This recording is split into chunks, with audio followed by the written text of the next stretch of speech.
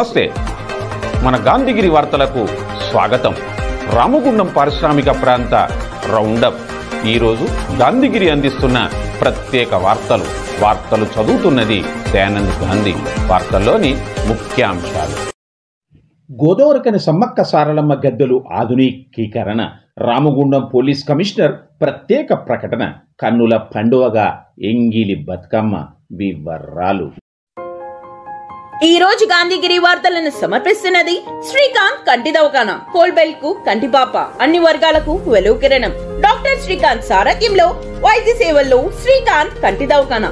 April 15 నుండి ప్రతి గురువారం ఉచిత వైద్య నేత్ర శిబిరం. కంటి పొరకు ఆపరేషన్ 5,000 రూపాయలకే చేయబడును. లక్కం భిక్షపతి కార్యనిర్వహణలో శ్రీకాంత్ కంటి దవాఖానా, Laxminagar, Godavarikhani. Phone number 8074911632. Ramagundam police commissionerate పరిధిలోని పెద్దపల్లి, మంచిర్యాల జోన్లలో పోలీస్ శాఖ మహిళలు బతుకమ్మ ఆడేటువంటి ప్రాంతాల్లో, దుర్గామాత అమ్మవారు ఏర్పాటు చేసిన ప్రాంతాల్లో భద్రతా ఏర్పాట్లను పర్యవేక్షిస్తూ పెట్రోలింగ్, విజిబుల్ పోలీసింగ్ నిర్వహిస్తూ ప్రజల భద్రతకు ప్రాధాన్యత ఇవ్వడం జరుగుతూ ఉందని రామగుండం పోలీస్ కమిషనర్ అంబర్ కిషోర్ ఝా తెలిపారు. ఈరోజు ఓ ప్రత్యేక ప్రకటనను విడుదల చేశారు. మహిళలపై వేధింపులు, ఈవ్టీజింగ్లపై కఠిన చర్యలు తీసుకుంటామని హెచ్చరించారు. ఇలాంటి ఆటంకాలు, అవాంఛనీయ సంఘటన జరగకుండా చూడడం మహిళల రక్షణ పోలీసుల బాధ్యత అని పోలీసులు ప్రత్యేకంగా నిఘా, పర్యవేక్షణ నిర్వహించడంతో పాటుగా ప్రజల భద్రతకు సంబంధించిన సమస్యలపై అవగాహన కల్పిస్తామన్నారు. ముఖ్యంగా సాయంత్రం పూట బతుకమ్మలాడే సమయంలో ఎలాంటి అవాంఛనీయ సంఘటన జరగకుండా పోలీసులు నిఘా పెట్టి ప్రజలకు, ముఖ్యంగా మహిళలు, పిల్లలకు ఏమైనా అత్యవసర పరిస్థితులు ఎదురైనప్పుడు పోలీసులు పెట్రోలింగ్ నిర్వహిస్తూ విజిబుల్గా ఉంటూ వెంటనే స్పందించి సాయం అందిస్తారన్నారు. బతుకమ్మ పండుగ సంబరాల సమయంలో మహిళలు, ప్రజల భద్రతను పర్యవేక్షించడం పోలీసు ప్రధాన బాధ్యత అని, ప్రజలు సురక్షితంగా పండుగను ఆనందించేలా చూడడానికి పోలీసు కృషి చేస్తుందన్నారు. కాగా పండుగ సెలవులను పురస్కరించుకొని సొంత ప్రాంతాలకు, బంధువుల ఇళ్లకు, విహారయాత్రలకు వెళ్లే ఆయా గ్రామాల, కాలనీల ప్రజలు తాళం వేసి ఊరికి వెళ్లాల్సి వస్తే తప్పనిసరిగా స్థానిక పోలీస్ స్టేషన్లో సమాచారం ఇవ్వండి అని, వారి వివరాలు నమోదు చేసుకొని వారి ఇళ్లపై నిఘా ఏర్పాటు చేస్తామన్నారు. అదేవిధంగా మీ గ్రామం, పట్టణం, కాలంలో ఎవరైనా అనుమానాస్పద వ్యక్తులు కనిపిస్తే స్థానిక పోలీస్ స్టేషన్కు తప్పనిసరిగా సమాచారం ఇవ్వాలని, డైల్ 100కు కాల్ చేసి సమాచారం అందించాలని సిపి అంబర్ కిషోర్ ఝా సూచించారు. 9 రోజుల బతుకమ్మ పండుగ తొలి రోజున జరిపే ఎంగిలిపు చిన్న బతుకమ్మ వేడుకను నిన్న రాత్రి రామగుండం పారిశ్రామిక ప్రాంతంలో ఘనంగా నిర్వహించారు. కన్నుల పండువగా చేపట్టారు. వాడవాడలా ఈ ఉత్సవం ఘనంగా జరిగాయి.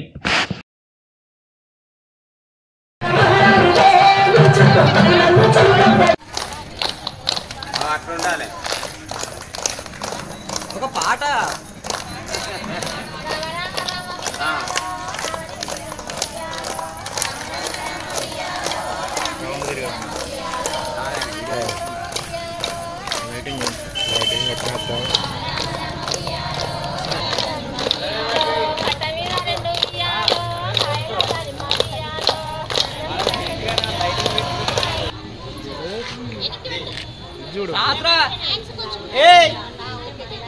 ఇట్రా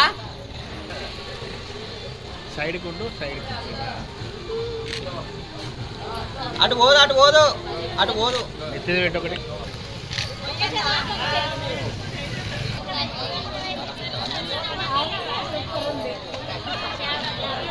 సైడ్ కుంటాం.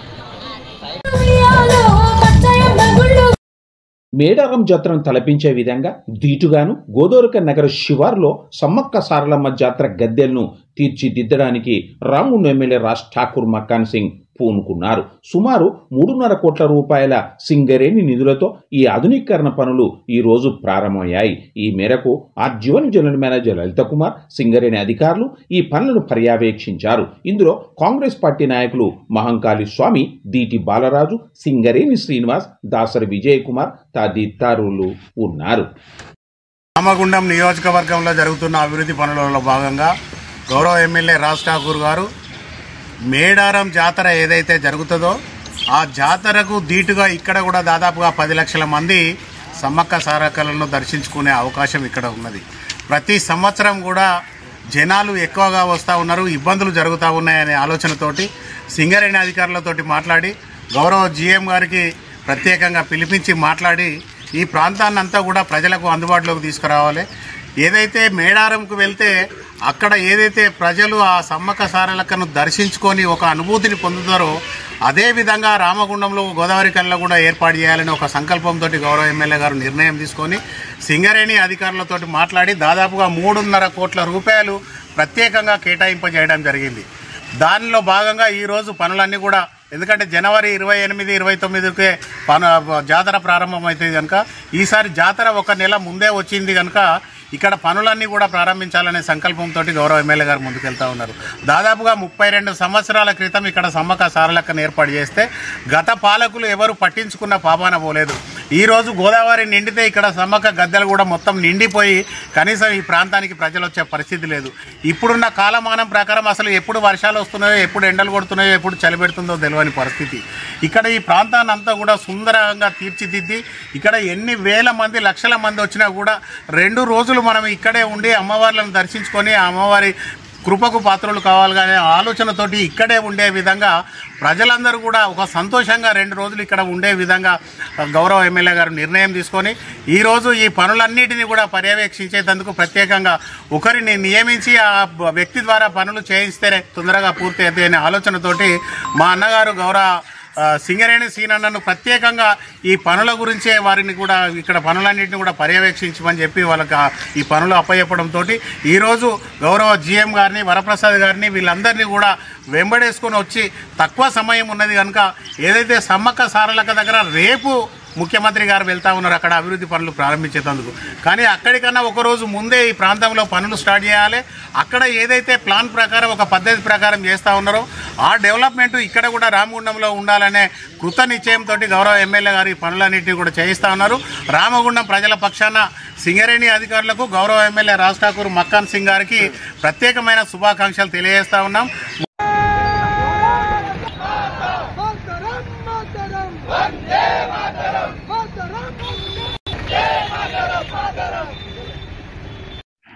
భారతీయ జనతా పార్టీ సేవా పక్వాడ్ అభియాన్ కార్యక్రమంలో భాగంగా ఈరోజు గోదావరిఖని పారిశ్రామిక నగరంలో సేవా అభియాన్ అసెంబ్లీ కన్వీనర్ కొండపర్తి సంజీవ్ కుమార్ ఆధ్వర్యంలో గోదావరిఖని ప్రభుత్వ జూనియర్ కళాశాల మైదానం నుండి ప్రధాన చౌరస్తా వరకు నమో మార్థాన్ యువ భారత్ కార్యక్రమాన్ని ఘనంగా నిర్వహించారు. ఈ సందర్భంగా పార్టీ జిల్లా ప్రధాన కార్యదర్శి కోమల మహేష్, సేవా అభ్యాస్ అసెంబ్లీ కన్వీనర్ కొండపర్తి సంజీవ్ కుమార్లు మాట్లాడారు. ఈ కార్యక్రమంలో నాయకులు గుండబోయిన భూమయ్య, ఉరగొండ అపర్ణ, ఐత పవన్, మచ్చ విశ్వాస్, తడబోయిన నరసయ్య, చెన్నూరు రమేష్, అందె రాజ్ కుమార్, మెరుగు శ్రీనివాస్, బుంగ మహేష్, శివరామకృష్ణ, ఈర్ల శంకర్, కొత్త వడ్ల ఆకాష్ గౌడ్ తదితరులు ఉన్నారు.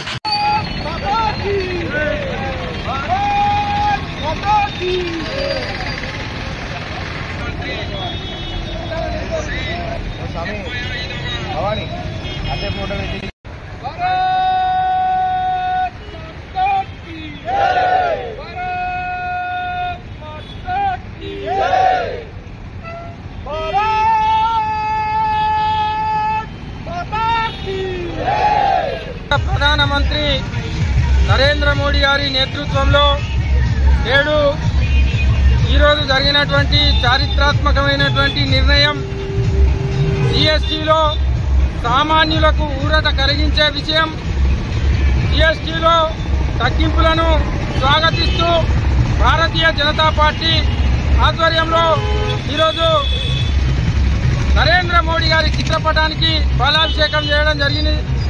ఈరోజు మనందరికీ కూడా తెలుసు, కాంగ్రెస్ అధికారంలో ఉన్నప్పుడు 15 సంవత్సరాల పాటు జీఎస్టీ అమలు చేయడానికి విఫలయత్నం చేస్తే వారికి చేతగాక పోతే నరేంద్ర మోడీ గారు అధికారంలోకి వచ్చిన తర్వాత జీఎస్టీని అమలు చేసి దశల వారీగా సామాన్యులకు ఈ యొక్క జీఎస్టీని తగ్గించి పన్నుల భారాన్ని తగ్గించి ఈరోజు నిత్యావసర సరుకులపై మరియు రవాణా మనకు వాహనాలకు సంబంధించినటువంటి దానిపై సామాన్యులకు ఊరట కలిగించినటువంటి విషయాన్ని భారతీయ జనతా పార్టీ తరఫున స్వాగతిస్తూ భారతీయ జనతా పార్టీ రాష్ట్ర శాఖ సూచనల మేరకు ఏదైతే సెప్టెంబర్ 17 నుంచి అక్టోబర్ 2 గాంధీ జయంతి వరకు సేవా పక్షం అభియాన్ పేరుతో భారతీయ జనతా పార్టీ అనేక కార్యక్రమాలు తీసుకుంటా ఉన్నది. దానిలో భాగంగా ఈరోజు మన గోదావరిఖంలో ప్రభుత్వ జూనియర్ కళాశాల మైదానం నుంచి చౌరస్తా వరకు నమో మారథాన్ కార్యక్రమాన్ని నిర్వహించడం జరిగింది. ఈరోజు ఒకటే విషయాన్ని స్పష్టంగా తెలియజేస్తా ఉన్నా, భారతదేశం లోపల ఉన్న అతి పెద్ద సంపద మన యువ సంపద. వేరే దేశాలలో లేని మన దగ్గర ఉన్న గొప్పతనం ఏంటంటే 35 సంవత్సరాల లోపు 70% యువకులు మన దేశంలో ఉన్నారు. కాబట్టి దేశంలో ఉన్న విద్యార్థులను, దేశంలో ఉన్న యువకులను భాగస్వామ్యం చేస్తూ అనేక కార్యక్రమాలను ఈరోజు సేవాపక్షం పేరుతో భారతీయ జనతా పార్టీ తీసుకోవడం జరిగింది. ఈరోజు మారథాన్ యొక్క ముఖ్య లక్ష్యం డ్రగ్ రహిత సమాజం మరియు నిషారహిత సమాజాన్ని నిర్మించాలని చెప్పేసి మేము విద్యార్థి యువతకు ఈ సందర్భంగా పిలుపునిస్తా ఉన్నాం. అదేవిధంగా ఈ సేవాపక్షంలో భాగంగా అనేక మందిని భాగస్వామ్యం చేసుకొని సమాజంలో ఉన్న విద్యార్థి యువత మేధావులను భాగస్వామ్యం చేసుకొని సేవా కార్యక్రమాల్లో యువకులు ముందుండాలని చెప్పేసి భారతీయ జనతా పార్టీ పిలుపునిస్తా ఉన్నది. జై భారత్, జై తెలంగాణ. జై జవాన్, జై కిసాన్. భారత్ మాతా కీ జై, భారత్ మాతా కీ జై. కాగా నరేంద్ర మోడీ జన్మదినాన్ని పురస్కరించుకొని దేశవ్యాప్తంగా అక్టోబర్ 2 వరకు కొనసాగుతున్న సేవా పక్వాడ్ అభియాన్లో భాగంగా పాలకుర్తి మండలంలోని కుక్కలగూడూరు గ్రామంలో అన్నదాత అభినందన యాత్ర కార్యక్రమాన్ని ఘనంగా నిర్వహించారు. ఈ కార్యక్రమాన్ని పాలకుర్తి మండల అధ్యక్షుడు మరుగు నరేష్ ఆధ్వర్యంలో నిర్వహించగా కార్యక్రమానికి ముఖ్య అతిథిగా బీజేపీ రామగుండం ఇన్ఛార్జ్ కందుల సంధ్యారాణి హాజరై రైతులను ఘనంగా సత్కరించారు. జై కిసాన్, జై జవాన్, జై కిసాన్, జై జవాన్, జై కిసాన్, జై జవాన్. నరేంద్ర మోదీ గారి పుట్టినరోజును పురస్కరించుకొని సేవా పక్వాడ్ అభియాన్ కార్యక్రమాలని ఈరోజు దేశవ్యాప్తంగా ముఖ్యంగా మన తెలంగాణ రాష్ట్రంలో పెద్ద ఎత్తున అనేక కార్యక్రమాలు ఈ 11 ఏళ్ల నరేంద్ర మోదీ పాలనలో ఎన్ని నూతన సంస్కరణల్ని తీసుకొచ్చిండ్రు, ప్రజలకి ముఖ్యంగా రైతాంగానికి ఏ రకంగా మేలు చేసేటువంటి కార్యక్రమాల్లో భాగంగా ఈరోజు పాలకుర్తి మండల అధ్యక్షులు భారతీయ జనతా పార్టీ మేరుగు నరేష్ ఆధ్వర్యంలో ఇక్కడ ఉన్నటువంటి భారతీయ జనతా పార్టీ సీనియర్ నాయకులు కార్యకర్తలంతా కూడా ఈరోజు కుక్కలగూడూరు గ్రామంలో పెద్ద ఎత్తున రైతులకు సంబంధించినటువంటి ఒక కార్యక్రమాన్ని తీసుకోవడం జరిగింది. రైతులంతా కూడా ఈరోజు ఎంతో ఆనందంతో ఈరోజు పెద్ద ఎత్తున ఎడ్ల బండ్లతోటి ఒక మంచి ర్యాలీని ఏర్పాటు చేసుకొని వారు కేంద్రం నరేంద్ర మోదీ గారు వచ్చిన తర్వాత కేంద్రం నుండి రైతులకి ఏ రకంగా సహకారం అందిస్తా ఉన్నారనే దాని మీద పూర్తిగా ఆనందంతో ఈరోజు రైతులంతా కార్యక్రమంలో పాల్గొనడం నేను సంతోషకరంగా భావిస్తా ఉన్నాను. వారికి హృదయపూర్వకంగా ధన్యవాదాలు తెలియజేస్తా ఉన్నాను. అయితే నరేంద్ర మోదీ గారి నినాదం ఒకటే, రైతుని రారాజును చేయాలనేటువంటి నినాదంతో ఈరోజు రైతులకు సంబంధించి రైతు కిసాన్ యోజన ఈరోజు రాష్ట్ర ప్రభుత్వాలు ఎలక్షన్లో కాంగ్రెస్ పార్టీ అధికారంలోకి వచ్చేటప్పుడు ఉన్నటువంటి రైతు బంధుని డబుల్ చేస్తామని చెప్పి మాట ఇచ్చిండ్రు.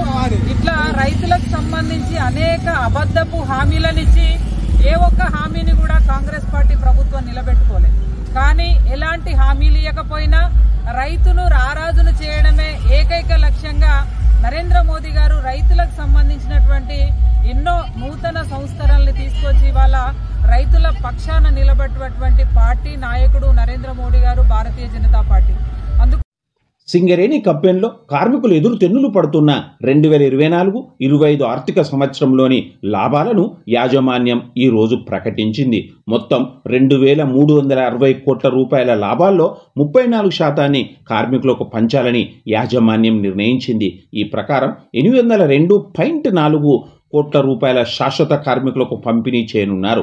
ఒక్కో కార్మికుడికి సగటున 1,95,000 రూపాయలు అందనున్నాయి. కాంట్రాక్టు కార్మికులకు ప్రత్యేకంగా 5,500 రూపాయల చొప్పున ఇవ్వనున్నారు. పర్మనెంట్ కాంట్రాక్ట్ కార్మికులకు కలిపితే సింగరేణి మొత్తం 811 కోట్ల రూపాయలను చెల్లించనుంది. సింగరేణి చరిత్రలో ఇది మరోసారి కార్మికులకు ఆనందం నింపే లాభాల ప్రకటనగా నిలిచిందని యాజమాన్యం, యూనియన్లు పేర్కొంటూ ఉన్నాయి. సింగరేణి యాజమాన్యం వాస్తవ లాభాలను ప్రకటించకుండా ఆర్థిక సంవత్సరం ముగిసి ఇన్ని నెలలు గడుస్తున్నప్పటికీ కార్మికులు కార్మిక సంఘాలు ఆందోళన పోరాటాల ఫలితంగా ఈరోజు రాష్ట్ర ముఖ్యమంత్రితో జరిగిన సమావేశంలో యాజమాన్యం లాభాలను ప్రకటించడం జరిగిందని 2024-25 ఆర్థిక సంవత్సరంలో వాస్తవ లాభాలు 6,394 కోట్ల రూపాయలు కాగా అందులో 4,034 కోట్ల రూపాయలు పక్కన పెట్టి 2,360 కోట్ల రూపాయలపై 34% 802.40 కోట్లు రూపాయలు కార్మికులకు చెల్లించడం ప్రకటించడం జరిగిందని, అలాగే కాంట్రాక్టు కార్మికులకు గతంలో 5,000 రూపాయలు ఇస్తే ఈసారి 5,500 చెల్లించడానికి నిర్ణయించారని, పర్మనెంట్ కార్మికులకు ఇటు కాంట్రాక్టు కార్మికులకు అటు నిరాశను మిగిల్చారని సిఐటి రాష్ట్ర అధ్యక్షుడు తుమ్మల రాజారెడ్డి ఆవేదన వ్యక్తం చేశారు. రాష్ట్ర ముఖ్యమంత్రి, మంత్రులు, కోల్బెల్ట్ ప్రాంత ఎమ్మెల్యేలు, చైర్మన్, మేనేజ్ డైరెక్టరు, ఇంకా డైరెక్టర్లు, గెలిచే సంఘం, రిపేరింగ్ సంఘం అందరూ కూర్చొని ఇవాళ సింగరేణి కార్మికులకు చాలా పెద్ద గొప్ప శుభవార్త చెప్తారని సింగరేణి కార్మికులు ఇతర సంఘాలు కూడా ఆశించినాయి. కానీ కొండం దవిని ఎలుకన పట్టినట్టుగా ఇవాళ కనపడతా ఉంది. మా అనుమానాలని కూడా సేమ్ నివృత్తి అయినాయి. సేమ్ ఇదే జరిగింది. కనీసం నేను అనుకున్న 2,400 కోట్లన్నా ప్రకటిస్తాయేమనుకుంటే 2,360 కోట్లు ప్రకటించారు. మిమ్మల్ని ప్రశ్నిస్తున్నాం. ఇప్పుడు గత సంవత్సరం 4,701 కోట్లు వస్తే అందులో నుంచి 2,222 కోట్లు పంచారు. ప్రతి కార్మికునికి యావరేజ్గా 1,90,000 వస్తాయని అనౌన్స్మెంట్ చేశారు. అప్పుడు ఇప్పుడు 2024-25కు 6,394 కోట్ల లాభం వచ్చిందని ప్రకటించారు. దాంట్లో 2,360 కోట్లు లాభాలు ఇంత తీసి దాంట్లో 34% పంచారు. అంటే మొత్తం 802 కోట్లు ఇప్పుడు పంచుతామని చెప్పింది. అప్పుడున్న కార్మిక సంఖ్యలకు ఇప్పుడున్న కార్మిక సంఖ్యకు వ్యత్యాసం ఉంది.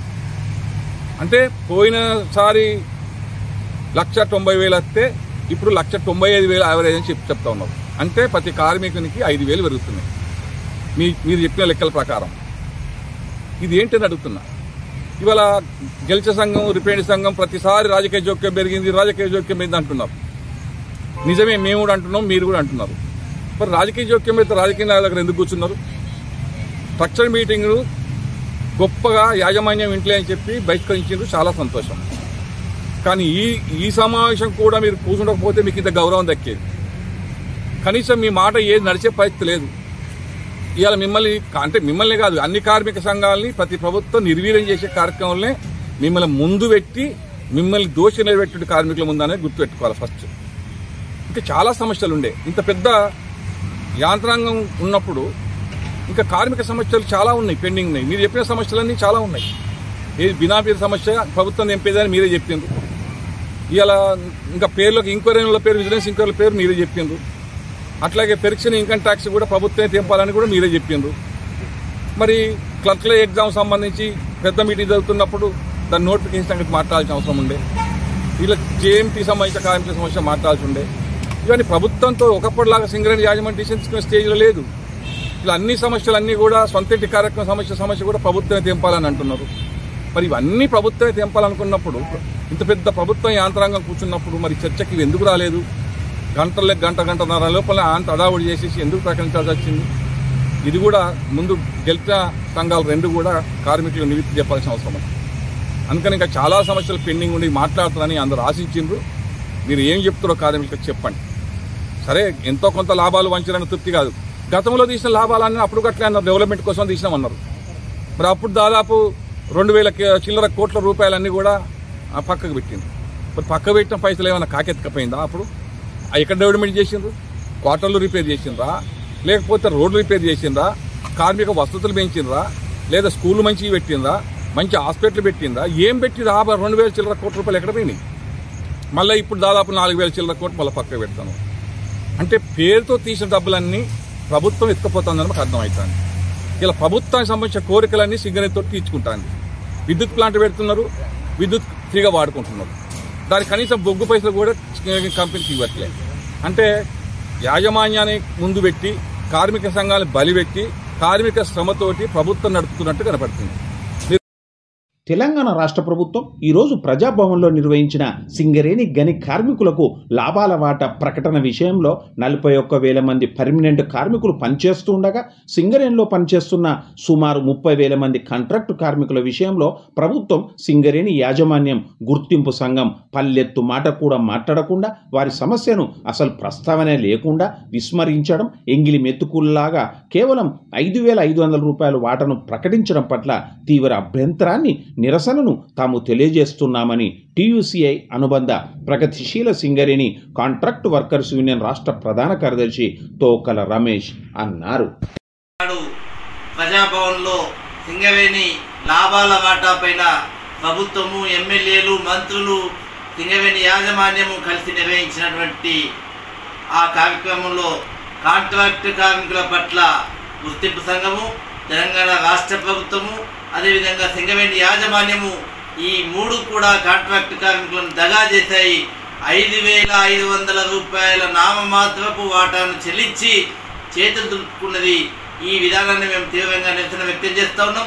ఎంగిలి మెతుకుల్లాగా కాంట్రాక్ట్ కార్మికులకు 5,500 రూపాయలు వేయడం అనేది కాంట్రాక్ట్ కార్మికులను ముమ్మాటికి దగా చేయడమే అని మేము ఈ సందర్భంగా ప్రగతిశీల సింగరేణి కాంట్రాక్ట్ వర్కర్స్ యూనియన్గా తెలియజేస్తూ ఉన్నాం.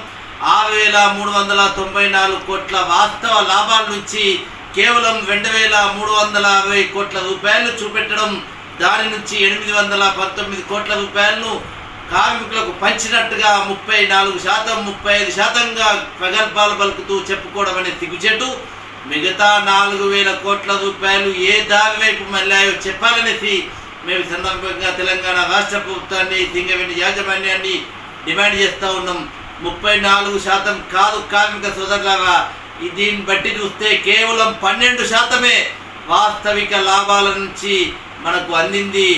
ఈ మిగతా వాటా ఎక్కడి ఏ జేబులోకి వెళ్ళిందో సింగరేణి యాజమాన్యం చెప్పాలనేసి సందర్భంగా డిమాండ్ చేస్తూ ఉన్నాం.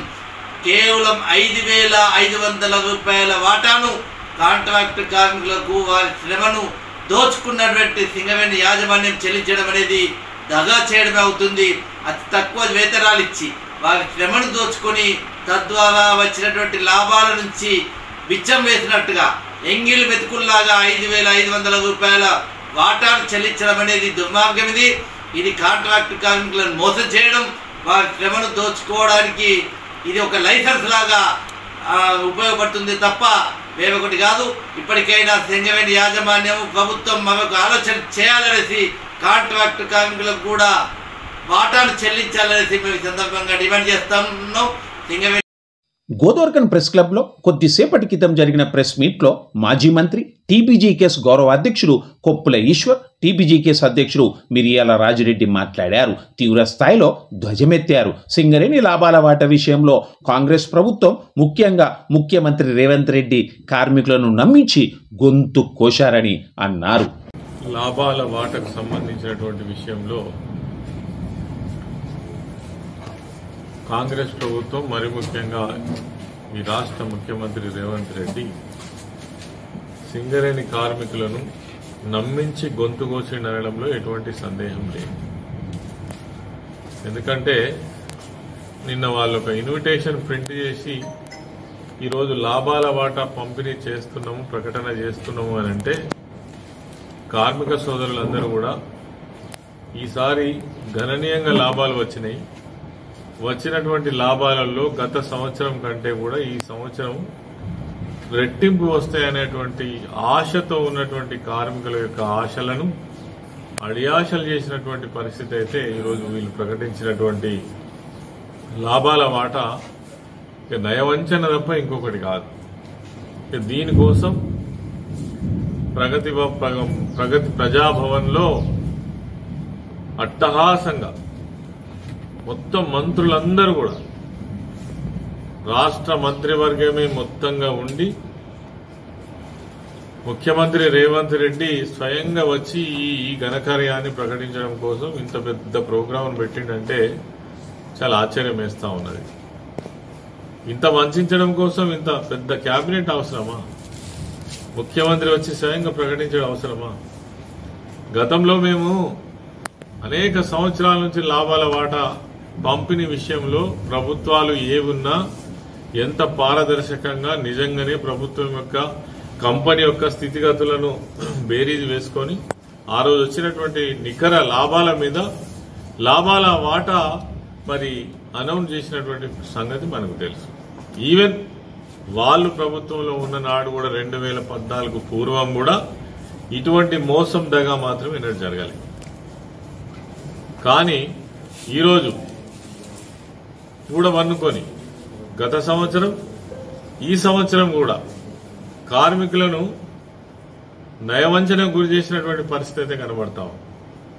ఈరోజు ఈ సంవత్సరం వచ్చినటువంటి లాభాల వాటా వాళ్ళు ప్రకటించిన దాని ప్రకారమే 6,394 కోట్లు. దీని మీద వాళ్ళు ప్రకటించినటువంటిది లాభాల వాటా ఏదైతే కార్మికులకు ఇచ్చేది ఉన్నదో 34%. చెప్పుకోవడానికి చాలా గొప్పగానే ఉన్నది. 34% ఇస్తారట, పోయిన సంవత్సరం కంటే 1% పెంచిందని కార్మికులు సంతోషపడడానికి కూడా ఇందులో ఏమి లేదు. మరి ఇచ్చినటువంటి లాభాల వాటా పంపిణీ చేసినటువంటి వాటా చూసినట్టయితే ప్రకటించిందేమో 34, చూసినట్టయితే 802 కోట్లు, పోయిన సంవత్సరం కంటే కూడా 9 కోట్ల రూపాయలు మాత్రమే పెంచి 6,000 కోట్ల పైచిలకు లాభాలు వచ్చినప్పటికీ, గత సంవత్సరం 4,000 పైచిలకు లాభాలు వచ్చినప్పటికీ పెరిగింది ఎంత అంటే కేవలం 9 కోట్లు మాత్రమే. అంటే ఇంతకంటే నయవంచన ఇంకేముంటది? తర్వాత వీళ్ళు చెప్తున్నటువంటి లెక్క ప్రకారం ఏదైతే గత సంవత్సరం ఒక్కసారి చూద్దాం, 2023 సంవత్సరానికి 24 సంవత్సరానికి లాభాలు వచ్చినటువంటి ఏవైతే ఉన్నాయో 4,701 కోట్లు నికర లాభాలు. దాంట్లో సింగరేణి సంస్థ యొక్క అభివృద్ధి అనేటువంటి పేరు పెట్టుకొని వాళ్ళు 2,289 కోట్ల రూపాయలను మినహాయించి మిగిలిన 2,412కు మాత్రమే పోయినసారి లాభాల వాటా 33% పంపిణీ చేయడం జరిగింది. ఈ 33% అంటే సగానికి సగం పోయిన సంవత్సరం కోతబెట్టి వాళ్ళ లాభాల వాటా పంచితే వచ్చింది ఎంత అంటే 16% మాత్రమే. ఇది కార్మిక వర్గానికి అందరికీ తెలుసు, మోసం చేసిన ప్రభుత్వానికి తెలుసు, వంచన చేసిన ముఖ్యమంత్రికి తెలుసు. అదేవిధంగా కోల్బెల్ట్ ప్రాంతంలో ప్రాతినిధ్యం వహిస్తున్నటువంటి ప్రజాప్రతినిధులకు తెలుసు, మంత్రులకు తెలుసు. వాళ్ళ సాక్షిగానే జరిగింది. పోయినసారే ఇంత ద్రోహం జరిగిందని కార్మికులు మదన పడుతున్నటువంటి సందర్భంలో ఈసారి మరి బ్రహ్మాండంగా లాభాలు వచ్చినాయి. ఈసారి లాభాల వాటా మాకు చాలా గొప్పగా పెరుగుతుంది, లాస్ట్ ఇయర్ కంటే ఈసారి డబుల్ వస్తుందని ఆశించినటువంటి మా కార్మిక సోదరులకు తీరని అన్యాయం జరిగిందని చెప్పడంలో ఎటువంటి సందేహం లేదు. ఏదైతే 2004-2005 సంవత్సరానికి గాను మరి వచ్చినటువంటిది 6,994 మీరు ప్రకటించినటువంటిది. దాంట్లో మీరు మరి 4,034 అంటే 3,400 కోట్లు మీరు అభివృద్ధి పేరిట పక్కకు తీసి మరి ఇలా పంపిణీ చేసింది ఎంత అంటే 2,360 కోట్లు. అయితే దీని మీద మీరు ఇచ్చినటువంటిది 34% అని చాలా చాలా గొప్పగా చెప్పుకుంటేది. మరి ఇది ఎక్కడికి పోయింది అని అంటే 12.6% ఎక్కడికి పోయినట్టున్నది. ఫస్ట్ ఊరుకోవడమేనా? అంటే అంత భయంతో ఉంటట్లయితే కార్మిక వర్గం నిర్ణయం తీసుకుంటది. రేపు ఏ ఎలక్షన్స్ వచ్చినా సరే, లోకల్ బాడీయా, సింగరేణి ఎలక్షన్సా, ఏ ఎలక్షన్ జరిగినా గాని సింగరేణి కార్మిక వర్గమే కాదు, తెలంగాణ ప్రజానీకం కూడా చూస్తున్నది మీ మోసాల్ని, కుట్రల్ని, దగాని. ఇంత నయవంచన చేసినటువంటి ప్రభుత్వాన్ని ఎట్టి పరిస్థితుల్లో కూడా మళ్ళీ ఒకసారి ఎన్నుకునేటువంటి అవకాశం ఉండదు. అందుకోసం ఇది కార్మికులందరికీ కూడా తెలియజేస్తాం, చైతన్యవంతం చేస్తాం. అలాగే దీని నిరసన కార్యక్రమాలు కూడా తెలంగాణ బొగ్గని కార్మిక సంఘం చేపడుతుంది. రేపటి నుంచే ఈ నిరసన కార్యక్రమంలో భాగంగా రేపు అన్ని బాయిల మీద ఉద్యోగులంతా కూడా, అధికారులు కూడా దీంట్లో భాగస్వామ్యమే ప్రాఫిట్ షేర్లో. కాబట్టి మహిళలు అయితేంది, కార్మిక సోదరులు అయితేంది, ఉద్యోగులైతేంది అందరు కూడా నల్ల బ్యాడ్జీలు ధరించి నిరసన తెరపాలి అనేటువంటిది తెలంగాణ బొగ్గని కార్మిక సంఘం పిలుపునిస్తున్నది. రేపు అన్ని బాయిలల్లో కూడా ఈ నల్ల బ్యాడ్జీలతో నిరసన పెట్టి ఆ తర్వాత కలిసి వచ్చేటువంటి సంఘాలతోటి కూడా పోరాటం చేసి ఇది పెరుగుతుందా అనేటువంటిది కాదు, కార్మికుని చైతన్యవంతం చేయాల్సినటువంటి అవసరం ఉన్నది. గత సంవత్సరం ఒక్క టీబీజీ కేసు మాత్రమే మాట్లాడింది, చైతన్యవంతం చేసింది. అందుకే ఈరోజు సోషల్ మీడియాలో అనేక కార్మిక సోదరులందరూ కూడా స్పందిస్తున్నటువంటిది, యువ కార్మిక వర్గం అంతా కూడా స్పందిస్తున్నది చూస్తున్నాం. కాబట్టి మరొకసారి దీన్ని ఎడ్యుకేట్ చేసి చైతన్యవంతం చేసినట్లయితే రాబోయే రోజుల్లోనైనా సరే వీళ్ళ యొక్క కుట్రలను మనం బయట పెట్టకపోతే ఇది ఇలానే కొనసాగుతుంది. ఈ దోపిడీ, ఈ యొక్క కుట్ర, ఈ మోసం అనేటువంటిది తెలంగాణ బొగ్గని కార్మిక సంఘం చెప్తూ Jagadamba linen cotton store Godavarikhani 1000 రూపాయలకే 4 ప్యాంట్ క్లాత్స్, 1000 రూపాయలకే 4 షర్ట్ క్లాత్, 1000 రూపాయలకే 2 రేమోన్స్ ప్యాంట్ క్లాత్స్, 1000 రూపాయలకే 2 అరవింద్ ప్యాంట్ క్లాత్, 599 రూపాయలకి 60 white linen shirt. Jagadamba linen cotton store, Laxminagar, Godavarikhani. ఇంతటితో గాంధీగిరి వార్తలు సమాప్తం. నమస్కారం.